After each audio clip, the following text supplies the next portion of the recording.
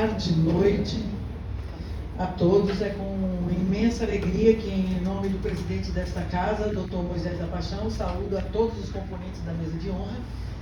E com tantos rostos amigos na plateia, gostaria de agradecer a presença em nome do meu filho, Denis, e a saudar a presença de todos e da minha família que aqui está e muitos amigos.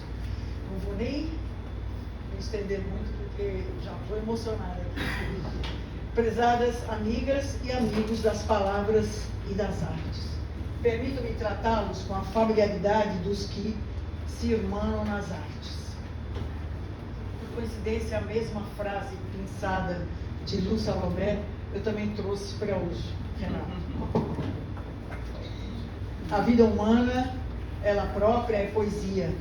Nós vivemos-la inconscientemente, dia após dia, época após época, mas na sua inacessível unidade, ela é quem vive, ela é quem nos faz poesia.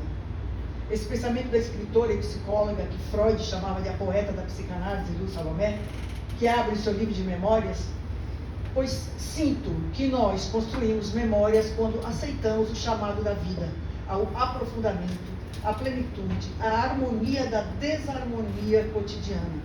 E assim vamos, entre lições de desaparecimento, nos construindo e a nossa poesia vital. Levamos toda uma vida para aprender a ser. Buscamos nessa tarefa o sentido da vida. Mark Twain disse: os 2 dias mais importantes de sua vida são o dia que você nasceu e o dia que você descobre o porquê. Acredito que a arte é necessária nessa busca, principalmente quando nasce de uma necessidade do mais profundo do nosso ser e floresce sobre o signo da permanência, pois que ela nos transcende, humaniza e nos eterniza. Clarice Lispector nos lembra: a duração da minha existência doa uma significação oculta que me ultrapassa. A busca desse propósito, viagem interior conjugada pelos verbos ser e estar, são fontes indeléveis de inspiração, transformação e de estudo das mais diversas áreas do conhecimento humano. Passamos a vida inteira renascendo a cada nova experiência, nos engrandecendo nas dores, nas alegrias, nas perdas. Mas é na arte que transpomos a ponte invisível, insustentável de apenas ser e sermos eternos aprendizes. Sempre me seduziu a ideia de se entender o sentido da vida e a função da arte como ferramenta de insight, pois somos seres em permanente transitoriedade, saudados por sóis e luas de um mesmo céu do conhecimento. Por isso me encanta visitar o pensamento dos grandes para tentar vislumbrar essa ponte do vir a ser em sua poética. O grande filósofo Nietzsche nos fala em sua obra Assim Falou Zaratustra: o que é de grande valor no homem é ele ser uma ponte e não um fim. O que se pode amar no homem é ele ser uma passagem e um acabamento. E como lutamos nesse caminhar entre espelhos e mares revoltos. Mais uma vez Clarice nos traz: que esforço eu faço para ser eu mesma? Luto contra uma maré de mim.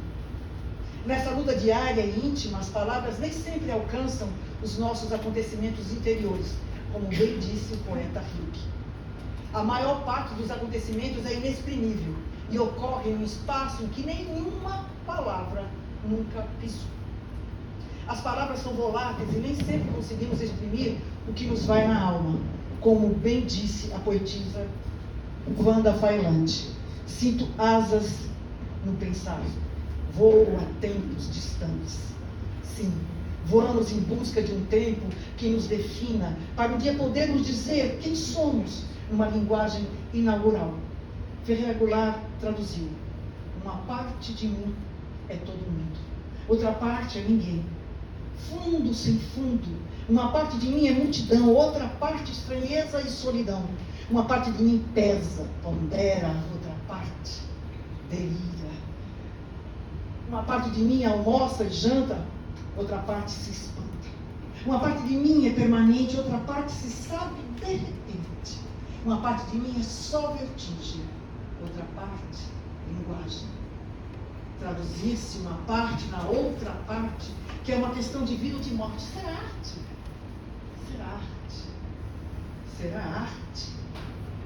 Será arte? Uma parte de mim é permanente, outra parte se sabe de repente. Uma parte de mim é só vertigem, outra parte, linguagem. Traduzir-se numa parte, na outra parte, que é uma questão de vida ou de morte. Será arte? Será arte? Será arte? Será? Vivamos, pois, essa arte e deixemos que as possíveis palavras nos cubram aos nossos contornos, já que para Gaston Bachelard, as palavras sonham e acrescentam. E nas artes nós sonhamos e renascemos, pois que somos afetados pela claridade da criação. Vejamos o que nos diz o autor do livro Cartas ao Jovem Poeta, Hilke, sobre o momento da criação e sua luz. Devemos amadurecer inteiramente no âmago de si, nas trevas do indivisível e do inconsciente, do inacessível, o seu próprio intelecto, cada impressão e cada germe de sentimento, e aguardar com profunda humildade e paciência a hora do parto, de uma nova claridade. Só isso é viver artisticamente na compreensão e na criação. Estamos aqui nessa casa habitada pelos artistas dos mais diversos segmentos. Uns se exprimem com as palavras, outros com a música, outros ainda nas artes plásticas e cênicas. Em todas essas manifestações, encontramos poemas, pois para Aristóteles a pintura, a escultura, a música, a dança são também formas poéticas. Ideia esta ressaltada pelo poeta mexicano Otávio Paz. O caráter irrepetível e único do poema encontram-se em outras obras. Mas o que seria a poesia para o autor de Casa de Presença?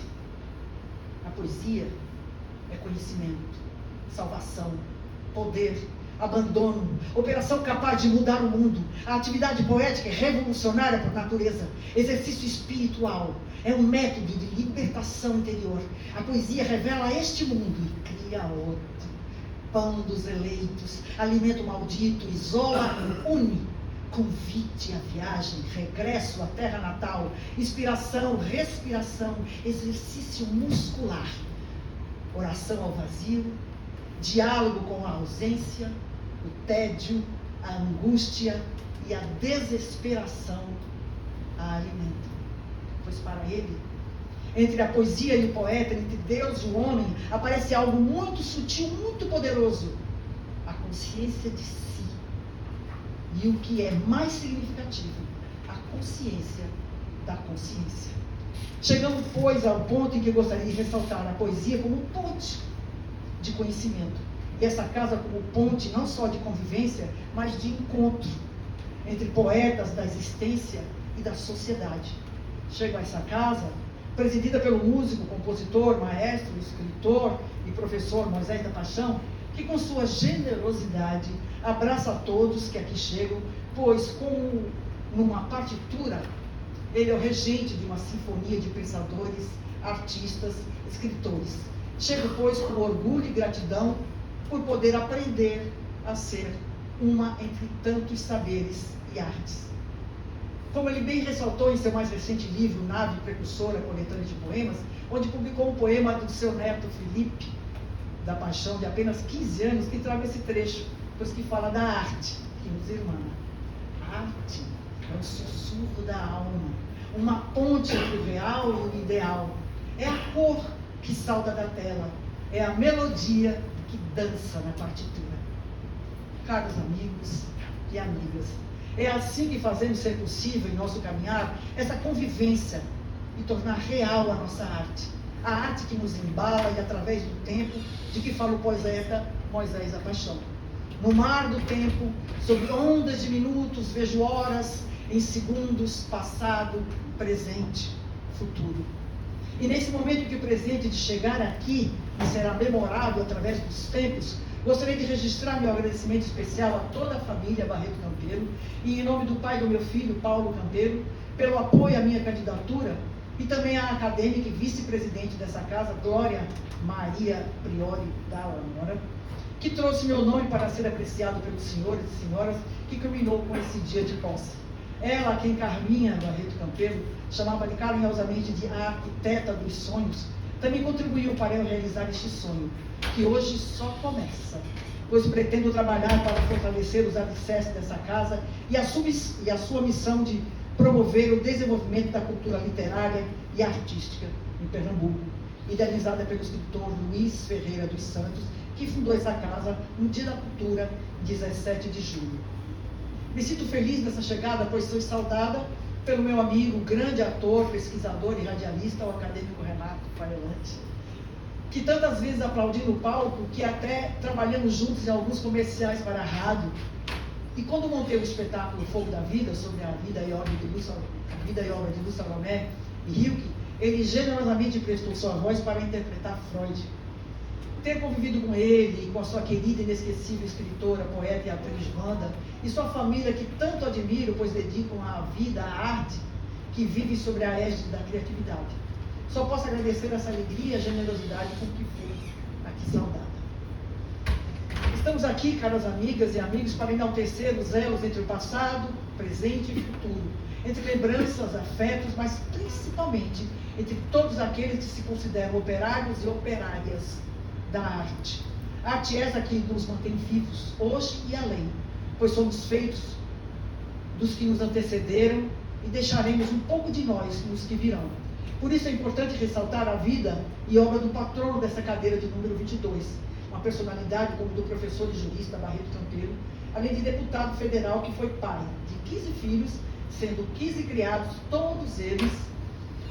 quase todos eles professores universitários, avô de 82 netos e muitos bisnetos e trinetos, entre eles meu filho Denis e meu neto Lucas, que aqui está. Francisco Barreto Campelo foi jurista e líder católico de Pernambuco, candidato independente e sem partido, foi eleito pelos católicos do Estado, deputado pela 4ª Constituinte Brasileira de 1933 e 34, da qual defendeu os princípios cristãos e a unidade nacional, representando um conjunto de proposições de cunho social, inspirados nas encíclicas sociais da Igreja. A defesa dessas proposições foi condensada no livro Pelo Catolicismo e pela Unidade Política do Brasil, discurso na Constituinte prefaciado por Tristão de Ataíde. Nomeado primeiro promotor público do Recife, apurou o escândalo do assassinato do jornalista Trajano Chacon, tendo provado que um aliado do governador estava envolvido. E foi destituído do cargo e perseguido, tendo sofrido vários atentados e sendo obrigado a fugir do Estado. Ao retornar, após a mudança de governo, continuou corajosamente a defender a justiça. Foi professor livre docente de Direito Penal na então Faculdade de Direito do Recife. Foi professor catedrático da mesma faculdade, professor fundador e catedrático de Direito Penal da Universidade Católica do Rio de Janeiro, professor de Direito Usual do Instituto de Direito Social do Rio de Janeiro e professor do Instituto Dom Vital do Rio de Janeiro. Nomeado orador perpétuo do Círculo Católico de Pernambuco, foi sócio fundador da Ordem dos Advogados de Pernambuco, era membro também da Academia Pernambucana de Letras. Dentre suas principais contribuições jurídicas, destacam-se a teoria da quase nacionalidade, a proposta de canonização penal da selva amazônica e a instituição da menoridade social. Juntamente com o padre Leonel França e outros intelectuais católicos, participou da fundação da atual Pontifícia Universidade Católica do Rio de Janeiro, tendo sido professor fundador da cadeira de Direito Penal. A proposta era formar uma elite intelectual e moral capaz de transmitir e defender os valores cristãos a partir de uma sólida base científica e intelectual. Trago dele um pensamento. Fui, sou e espero continuar a ser um enamorado de Deus. Sei que há milagres, mas eu não preciso de milagres. Basta-me um milagre contínuo da natureza e as poucas leis que regem o mundo para que eu me extasie na contemplação de Deus. Essa comunhão com o divino está presente em toda a família Barreto Campelo. É uma herança que se instalou na vida e obra de seus filhos e nas gerações que se seguiram e que convivi de perto, pois sou testemunha da força religiosa na vida da também poetisa sua filha Maria do Carmo Barreto Campelo de Melo. Portanto, da obra da autora do Oratório da Paixão e Oratório da Natividade, encenado inúmeras vezes, trago um trecho do seu poema Definição. Há lampejos de espantos, se olho a criatura que sou. Deus é meu referencial, mas conjugo-me nos particípios e trago o signo da transitoriedade entre o dia e a noite, a vida e a morte. Permaneço. A visão poética na obra de Carminha, como seus amigos a chamavam, a criatividade, a consciência de observar e pensar o seu tempo, se faz presente também na obra de seu irmão, o saudoso confrade Tarcísio de Araújo Barreto Campeiro, cuja cadeira 22 terei a honra de ocupar. Ambos filhos do patrono dessa cadeira, o professor Barreto Campeiro, formando assim um elo definitivo com o milagre da vida. Tarcísio nasceu no Rio de Janeiro, quando seu pai para lá se radicou, como deputado constituinte, e depois viveu no Recife. Por isso se considerava pernambucano de coração. Concluiu o curso de Direito e Ciências Sociais pela hoje Faculdade de Direito da Universidade Federal de Pernambuco, tendo sido aluno de seu pai na cadeira de Direito Penal. Colaborou eventualmente com alguns contos no Jornal do Comércio, no Diário de Pernambuco e na revista Ponto de Encontro. Lecionou durante muitos anos na Universidade Católica de Pernambuco, cadeira de Direito bem como Direito para Engenheiro na Escola Politécnica de Pernambuco, da Universidade de Pernambuco.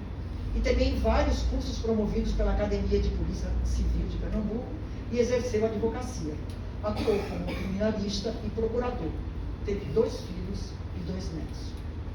O acadêmico Tarcísio de Araújo Barreto Campeiro nos brindou com o seu livro, fruto de muita observação e amor às palavras, um legado que supera a transitoriedade humana, pois que ele permanece entre nós através do seu livro O Eterno Transitório, Contos e Anticontos, que num dos seus contos ele nos revela sua missão poética como escritor e escultor.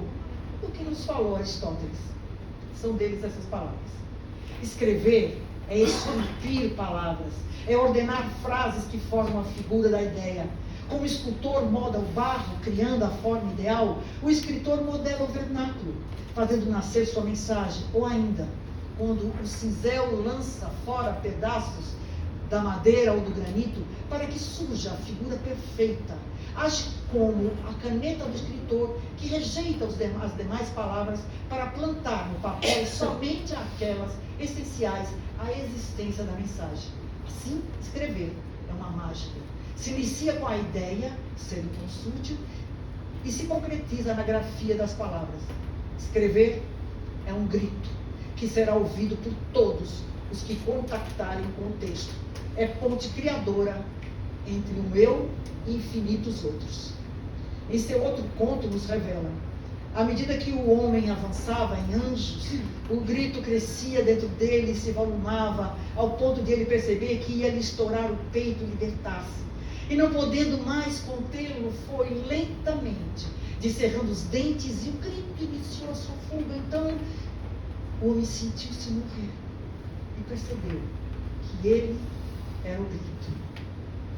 E nessa corrente entre o transitório e o permanente em nossas vidas, Tarcísio reflete: o presente suga o passado como o futuro sugará o presente.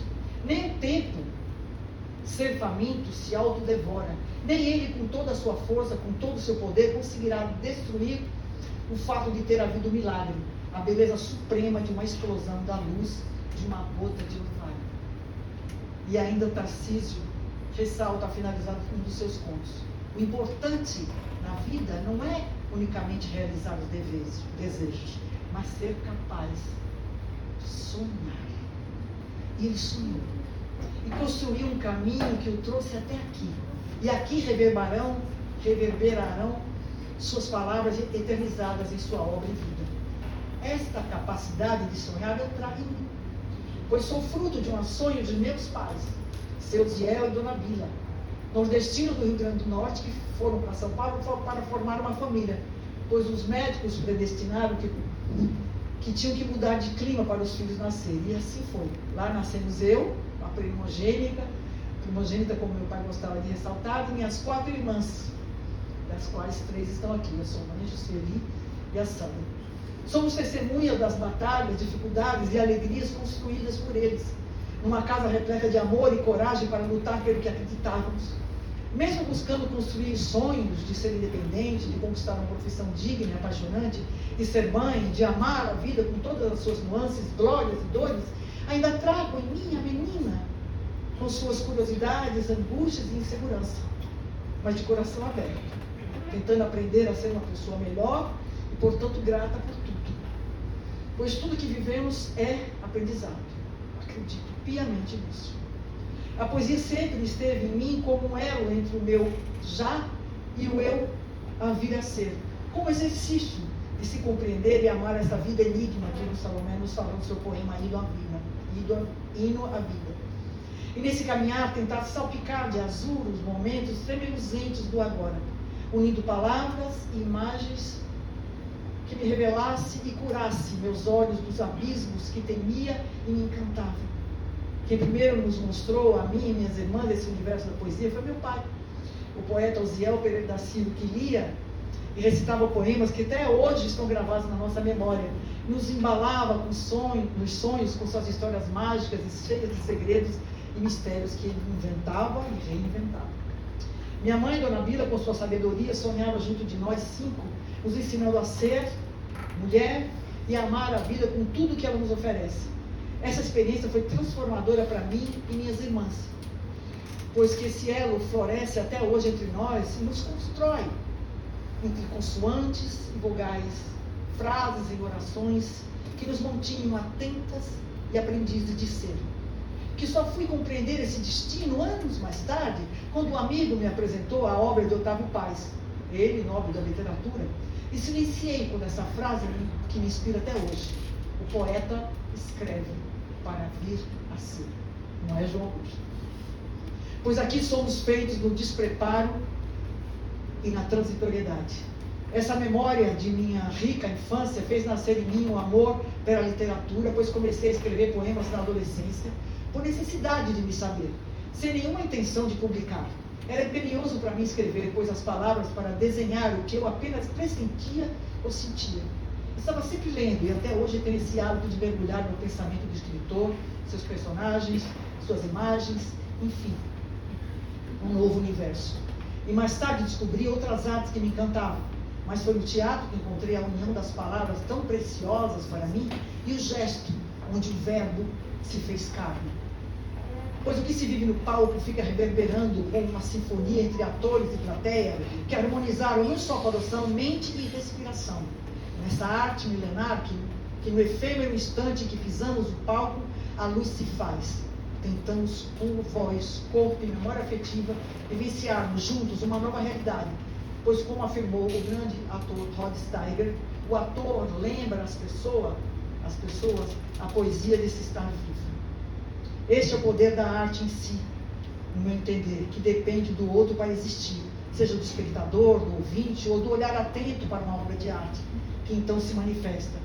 E tudo em nossa volta, tudo que vivenciamos, nos leva a transcender essa nossa passagem por esse plano de vida e fazer possível aprender a sermos um, mesmo sendo tantos, que se transmudam, colidem numa amálgama quase perfeita, que torna possível o exercício de ser e ser humano, demasiadamente humano, na perspectiva de Nietzsche. Como disse Ortega y Gasset, eu sou eu e minhas circunstâncias. Meus amigos, minhas amigas, confesso que estou muito feliz por vivermos juntos aqui esse momento em minha trajetória, que minha trajetória é reconhecida e engrandecida ao compor o quadro dessa casa, pois aqui se concretiza um elo indissolúvel com essa terra que escolhi viver, terra de meus antepassados nordestinos e dos meus descendentes, terra que aportei no final da década de 70, sozinha e repleta de sonhos e medos. Hoje eu me sinto pernambucana, com muito orgulho, pois aqui plantei minhas raízes e me fiz renascer como artista, mãe e avó. Para finalizar, trago, caras amigas e amigos, um poema da acadêmica emérita dessa casa, que no ano desse 2024 comemora seus 100 anos de nascimento, a poeta Maria do Carmo Barreto Campelo de Moura. Uma homenagem a ela que me incentivou a publicar meu primeiro livro e me prefaciou. Permanência do poema. Se por uma extrema necessidade de serviço, causa de salvação nacional, ou apenas pelo gosto de se misturar com as coisas e as gentes, ou talvez por querer apalpar a rudeza das pedras, o tronco rugoso das árvores, beber o sal do cotidiano, o poema desce e vai para o meio da rua. Sinto-o caminhando pela multidão, pisando o áspero chão dos passantes, escorrendo na água das fontes, permeando os ares de signos. O poema senta-se na praça. De sua boca brota um ramo de borboletas maduras. Das mãos germinam as coisas que compõem o mundo. Nos seus pés pousa uma pomba para um possível quadro. Desço um poema e falo a língua do povo. O poema se inclina na terra e se insere na vida. Por tudo isso, hoje é um dia em que o porquê eu nasci fez todo sentido. Muito obrigado pela atenção.